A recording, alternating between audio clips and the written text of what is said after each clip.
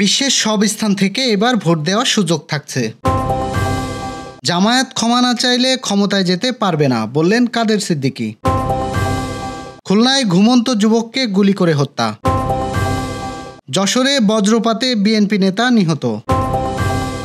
জামায়াতের লোগো বদল হবে, জানালেন মিয়া গোলাম পারোয়ার।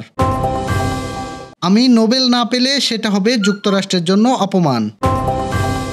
নির্বাচন থেকে সরে গেলেন তামিম। এবার ঢাকা আরিচা মহাসড়ক অবরোধ। দর্শক, শুনছিলেন দিনের খবরের প্রধান শিরোনাম, এবার বিস্তারিত। তার আগে আমাদের ইউটিউব চ্যানেল সাবস্ক্রাইব এবং সব খবর পেতে ফেসবুক পেজ ফলো করে রাখার পাশাপাশি ওয়েবসাইট ভিজিট করুন। প্রধান নির্বাচন কমিশনার এএমএম নাসির উদ্দিন বলেছেন, বিশ্বের যেখানেই থাকুন না কেন আধুনিক প্রযুক্তির সহায়তায় প্রবাসীরা এবার ভোট দেওয়ার সুযোগ পাবেন। এটি দেশের গণতান্ত্রিক অভিযাত্রার এক ঐতিহাসিক মাইলফলক হিসেবে চিহ্নিত হবে। মঙ্গলবার রাতে সিইসির অফিসিয়াল ইউটিউব চ্যানেলে এক ভিডিও বার্তায় এসব কথা বলেন তিনি। সিইসি বলেন, প্রথমবারের মতো প্রবাসে বসবাসরত বাংলাদেশিদের জন্য ভোট প্রদানের সুযোগকে আধুনিক প্রযুক্তির সহায়তায় অনেক সহজ এবং কার্যকর করা হচ্ছে। এটি আমাদের গণতান্ত্রিক অভিযাত্রার এক ঐতিহাসিক মাইলফলক। প্রবাস থেকে ভোট দিতে হলে আপনাকে অবশ্যই আউট অফ কান্ট্রি ভোটিং এবং রেজিস্ট্রেশন করতে হবে। এর লক্ষ্যে আমরা খুব শীঘ্রই পোর্টাল ভোট বিডি নামে একটি মোবাইল অ্যাপস চালু করব। আপনাকে আপনার মোবাইল ফোনে অ্যাপটি ডাউনলোড করতে হবে এবং ডাউনলোড করার পরে ওখানে একটা ইনস্ট্রাকশনাল ভিডিও থাকবে। সেখানে আপনার প্রতিটি স্টেপে আপনার ইনস্ট্রাকশন পাবেন, কি করতে হবে এ বিষয়ে আপনি জানতে পারবেন। কৃষক শ্রমিক জনতা লীগের সভাপতি বঙ্গবীর কাদের সিদ্দিকী বলেছেন, 1971 সালে জামায়াত ইসলামী যে কাজ করেছে তার জন্য যদি ক্ষমা প্রার্থনা না করে বাংলাদেশের শাসন ক্ষমতায় কোনোদিন যেতে পারবে না। মঙ্গলবার রাত 9:30টার দিকে টাঙ্গাইলের সখীপুর উপজেলায় কেন্দ্রীয় মন্দির পরিদর্শনে গিয়ে তিনি এসব কথা বলেন। এ সময় উপস্থিত ছিলেন টাঙ্গাইল 8 সখীপুর আসনে জামায়াত ইসলামী মনোনীত প্রার্থী অধ্যাপক শফিকুল ইসলাম খান। তিনি মন্দিরের পাশে বসে কাদের সিদ্দিকীর বক্তব্য শোনেন। কাদের সিদ্দিকী বলেন, জামায়াতের লোকেরা আমার আশপাশে বসে আছে, এটা আমার কাছে কোনো ব্যাপার না। তাদের সঙ্গে আমার বিরোধ 71-এর মুক্তিযুদ্ধের কারণে, তখন তারা অন্যায় করেছে। তবে আজকের প্রজন্ম এই অন্যায়ের সঙ্গে জড়িত নয়। বাংলাদেশে জন্ম নেওয়ার প্রত্যেকটি আমার কাছেই সম্মান, সে জামায়াত সন্তান হোক বা আওয়ামী লীগ। তিনি আরো বলেন, কিন্তু 71-এ জামায়াত ইসলামী যে কাজ করেছে তার জন্য যদি আন্তরিকভাবে ক্ষমা প্রার্থনা না করে, যেমন আল্লাহর কাছে ক্ষমা চাওয়া, তা না হলে যত শক্তি তারা হোক না কেন কোনোদিন দেশের শাসন ক্ষমতায় যেতে পারবে না। যশোর সদর উপজেলায় বসুন্দিয়ায় আজ সকাল 8টার দিকে মাছের ঘেরে কাজ করার সময় বসুন্দিয়া 6 নং ওয়ার্ড বিএনপির সাংগঠনিক সম্পাদক হাকিম সর্দার বজ্রপাতে নিহত হয়েছেন। নিহত হাকিম বসুন্দিয়ার খোলাডাঙ্গা গ্রামের আব্দুর রবের ছেলে। স্থানীয় সূত্রে জানায়, বুধবার সকালে বৃষ্টি হচ্ছিল। বৃষ্টির মধ্যে হাকিম তার নিজস্ব মাছের ঘেরে কাজ করছিলেন। সে সময় হঠাৎ বজ্রপাতের ঘটনা ঘটে। পাশের ঘেরে কয়েকজন লোক কাজ করছিলেন। তারা হঠাৎ দেখতে পান হাকিম নিজ ঘেরের পারে লুটিয়ে পড়ে আছেন।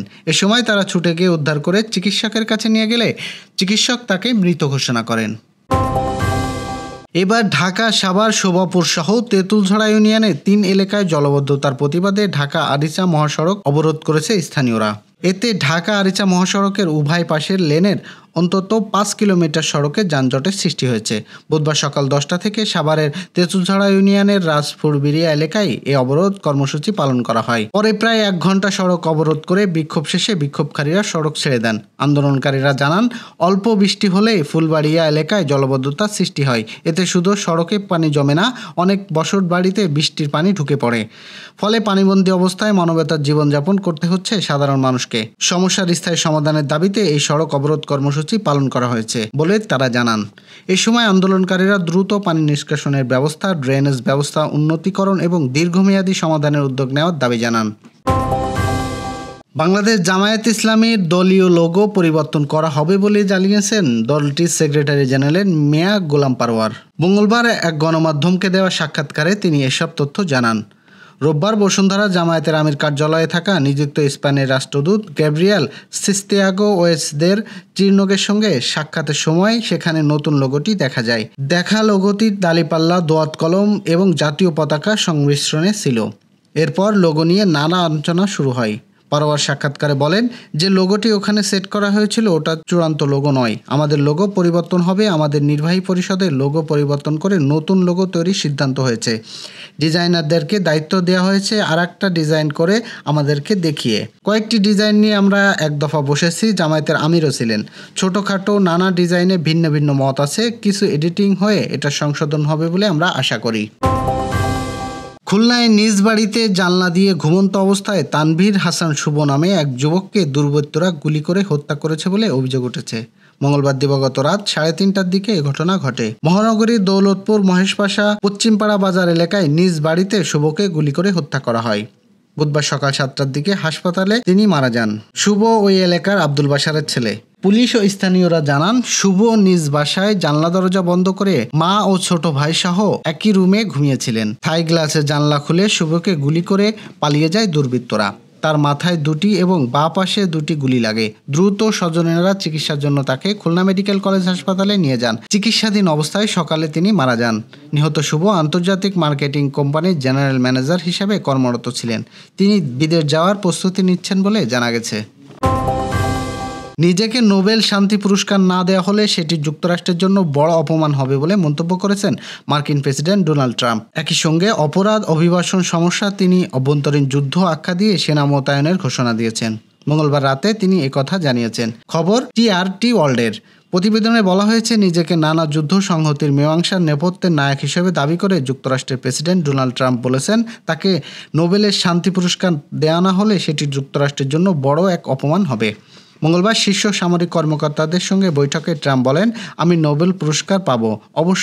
অবশ্যই না, ওরা সেটা দেবে এমন কাউকে যে কিছুই করেনি। এটা আমাদের দেশের জন্য বিরাট অপমান। ট্রাম্প বলেন, যুক্তরাষ্ট্র এখন ভিতর থেকে এক ধরনের যুদ্ধের মুখোমুখি হয়েছে। এটি অপরাধ ও অভিবাসন সমস্যার কারণে। প্রতিরক্ষা মন্ত্রী পিট হেক্সের আহ্বানে বিশ্বজুড়ে বিভিন্ন স্থান থেকে আসা মার্কিন জেনারেল ও অ্যাডমিরালদের উদ্দেশ্যে তিনি জানান, ডেমোক্র্যাট নেতৃত্বাধীন বেশ কয়েকটি শহরে অবরোধ দমনে সামরিক বাহিনীকে ব্যবহার করা হবে। বাংলাদেশ ক্রিকেট বোর্ড বিসিবি আসন্ন নির্বাচন অংশ নেবে না তামিম ইকবাল। এ সময় বোর্ডে সরাসরি কাজ করার আগ্রহ দেখালেও শেষ পর্যন্ত মনোনয়ন প্রত্যাহার করে নিয়েছেন সাবেক এই অধিনায়ক। তার সরে যাওয়া নিয়ে জল্পনা কল্পনা শুরু হয়েছে গতকাল থেকেই। আর সে গুঞ্জন সত্যি হলো শেষমেশ। এ বিষয়ে তামিম ইকবাল এরপর মুখ খুলেছেন। বিসিবিতে এক ব্রিফিংয়ে সাংবাদিকদের তিনি বলেন, আপনারা জানেন যে আজকে আমরা আমাদের মনোনয়ন প্রত্যাহার করেছি। আমি সহ 14-15 জনের মতো আমরা মনোনয়ন প্রত্যাহার করেছি। প্রত্যাহার করার কারণ খুবই পরিষ্কার। আমার মনে হয় না খুব বিশদভাবে তা ব্যাখ্যা করা আপনাদের কিছু বলার আছে। আসছে 6 অক্টোবর বিসিবির নির্বাচন, তবে একে নির্বাচন বলতে নারাজ তামিম। তিনি বলেন, আমি শুরু থেকেই বলে আসছিলাম নির্বাচন কোন দিকে যাচ্ছে, কিভাবে কি হচ্ছে তা নিয়ে আপনারা সবাই খুব পরিষ্কার। এখন মনে হচ্ছে তখন তা করা হচ্ছে। আসলে নির্বাচন না, ক্রিকেটের সঙ্গে এটা কোনো দিক থেকেই মানায় না।